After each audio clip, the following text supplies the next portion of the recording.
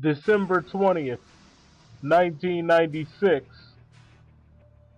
You know, the Michael Myers fanatic is not going to sit here and play games with you. He's not going to pretend to be an expert. And he sure as hell ain't the sharpest knife in the drawer. He's not the brightest bulb in the box or whatever you want to call it. He's not any of those things. But he'll tell you one thing. This movie, Scream, it was unique. It was different, and for that, the Michael Myers fanatic can respect it because it was a different kind of horror movie. This movie had some mysterious jabroni calling with a cell phone with some stupid shit. Hello, Sidney. What's your favorite scary movie? That's unique. I have to respect that. How can the Michael Myers fanatic not respect a movie like that? It's different. He respects it for what it is. Anyway, the movie opens up with some idiot named Casey Becker or Decker or whatever the hell her name was. Anyway, the movie opens up with her. She's played by Drew Barrymore, and Drew Barrymore tells the Ghostface killer named, he's portrayed by Robert something. I don't remember his last name. Or Roger. No, it wasn't Robert, it was Roger. But anyways, he's playing this game with her, and he's like, what's your favorite scary movie? And she tells him, Halloween. But the reason that this whole conversation came up with in the first place is because he asked her, what was that popping noise in the background?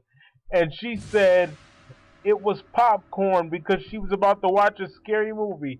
They go into all this stuff, and he basically harasses her and he forces her to play movie trivia. And if she gets it right, she lives.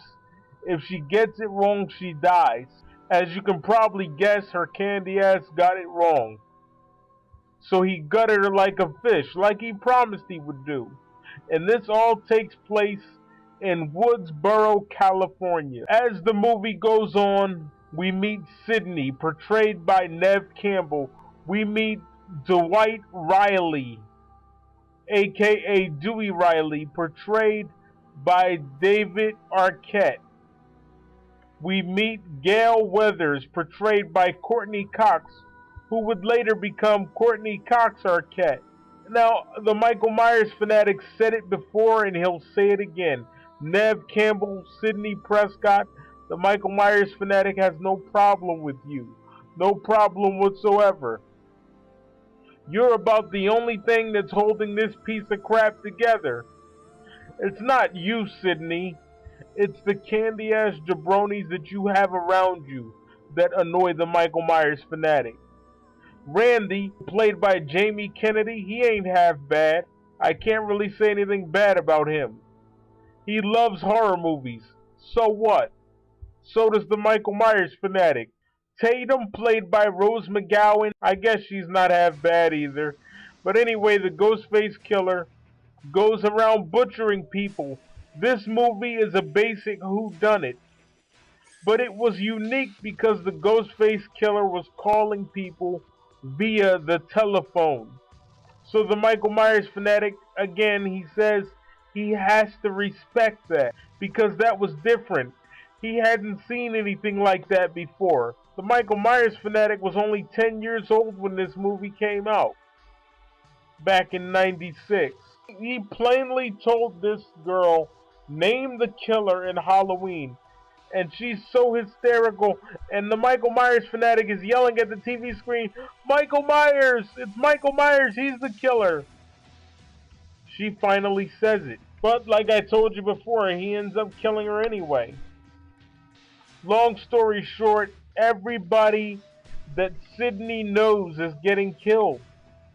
And some of them think Sidney did it, some of them think that Sidney's boyfriend did it, some of them think Randy did it. I mean, the list goes on and on.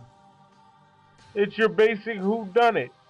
But then we find out about this jabroni named Maureen Prescott, and they portray her as a bit of a whore. We don't really know too much about Maureen, which is really the frustrating aspect of this franchise. because we don't know much about her. And even after 4 movies, we still don't know anything about her.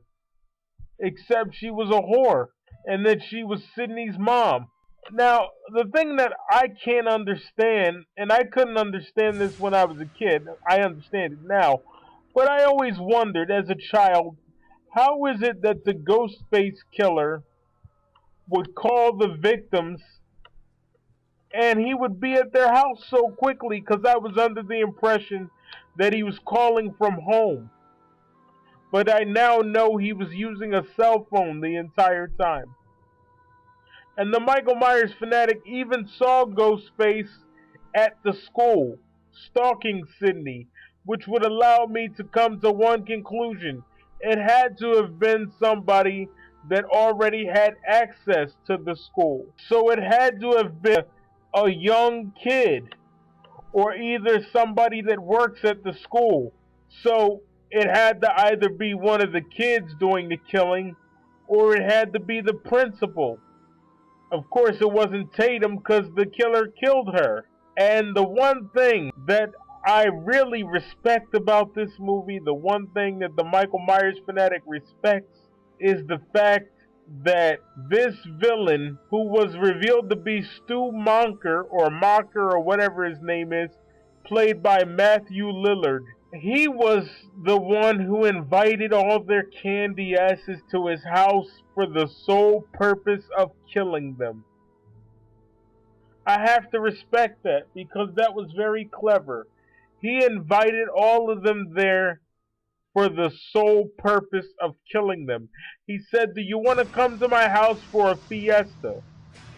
We're going to be watching horror movies." And they went over all the list of rules that you have to go by. Don't have sex. Don't do drugs. Never say the words, "I'll be back," because you won't be back. All these rules that you have to abide by if you want to survive a horror movie. And like I said before, I really respect the fact that this guy invited them over to his house for the sole purpose of killing them. I gotta give him credit where credit is due. That was some straight thug shit right there. I mean, he invited them there to kill him. And that was the only reason. It turns out that Billy Loomis was in fact one of the killers. They were working together. Now the Michael Myers fanatic is going to go ahead and assume that if they really were working together, Billy Loomis did most of the killing, because Stu looked like he was about as dumb as a box of rocks. They ended up arresting Billy, thinking that he was the killer, and ironically, he really was the killer. Stu ends up getting killed by Sidney Prescott when Sidney takes the television set and slams it on his head, and then she shoots Billy Loomis in the head. Woodsboro is safe again. Does it really matter? Of course it doesn't, because they made 3 more sequels, but I already reviewed part 4. Everyone is safe. Gale Weathers didn't stop hitting on Dewey Riley until she had sex with him and married him. That's it in a nutshell. She just wouldn't let up.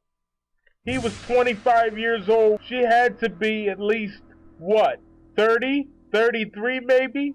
Really, Gale? You hitting on a 25-year-old? And you look like you were in your mid-30s or early 40s. That's gross. But the town of Woodsboro is safe until the sequel. I'm the Michael Myers fanatic. I approve this message. Scream by Wes Craven. December 20th, 1996.